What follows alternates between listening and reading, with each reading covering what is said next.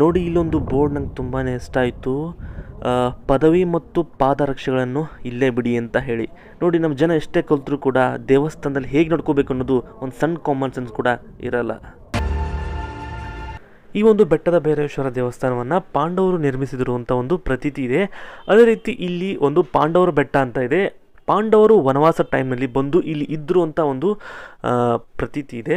ಅದೇ ರೀತಿ ಅವರ ಒಂದು ಅಡುಗೆ ಮೆನು ಕೂಡ ಆ ಒಂದು ಬೆಟ್ಟದ ಮೇಲೆ ಇದೆ ಅಂತ ಹೇಳ್ತಾರೆ ಜನ.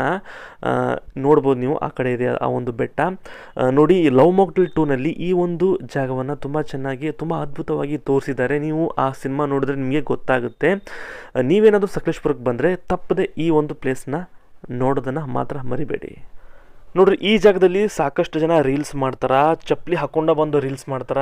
ಆ ಥರ ತಪ್ಪು ಮಾಡಕ್ಕೆ ಹೋಗ್ಬೇಡ್ರಿ. ಅಲ್ಲಿ ಅದ್ರ ಸಂಬಂಧನ ಬೋರ್ಡ್ ಹಾಕ್ಯಾರ, ಚಪ್ಪಲಿನ ಹೊರಗಡೆ ಬಿಟ್ಟು ಬರ್ರಿ ಅಂತೇಳಿ. ಆದರೂ ತುಂಬಾ ಜನ ಈ ರೀಲ್ಸ್ ಮಾಡೋ ಬರದಾಗ ಚಪ್ಪಲಿ ಹಾಕೊಂಡ ಬಂದ್ಬಿಡ್ತಾರ.